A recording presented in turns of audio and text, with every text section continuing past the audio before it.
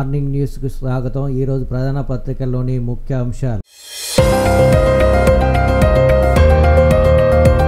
Semi conductor machine వేగవంతం, కేంద్ర cabinet కీలక నిర్ణయాలు, వివరాలు వెల్లడించిన కేంద్ర మంత్రి అశ్విన్ వైష్ణవ్। డిస్ప్లే డ్రైవర్ చిప్ల తయారీ ప్లాంట్ నిర్మాణము, డిజైన్ అవుట్పుట్ నెలకు 36 మిలియన్ల యూనిట్లు సామర్థ్యం, రక్షణ పరికరాలు మరియు కన్స్యూమర్ ఎలక్ట్రానిక్ తయారీకి ప్రోత్సాహం।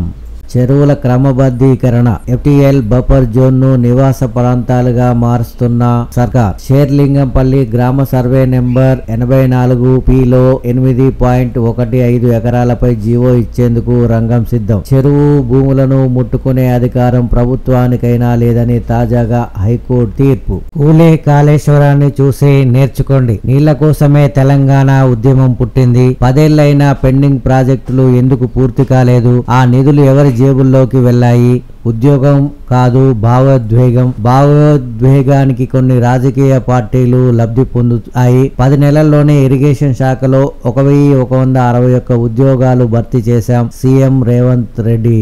దత్తత గ్రామాల్లో ఇందిరమ్మ ఇండ్లు, గవర్నర్ దత్తత తీసుకున్న గ్రామాల్లో కూడా ఇందిరమ్మ ఇండ్లు భూభారతి అమలుపై గవర్నర్ కు వివరించిన రెవెన్యూ శాఖ మంత్రి పొంగులేటి శ్రీనివాస్ రెడ్డి। ఇందిరమ్మ పాలనలో ఇండ్లు ఇవ్వరా? ఇల్లు లేని పేదలకు 100 గజాల స్థలం ఇవ్వాలి। కాచివన్ సింగారం తట్టి అన్నారంలో పట్టాలు పొందిన 4000 మందికి స్థలం ఇచ్చి పొజిషన్ ఇవ్వాలి। రెవెన్యూ శాఖ మంత్రి పొంగులేటి శ్రీనివాస్ రెడ్డితో బీసీ బృందం చర్చలు।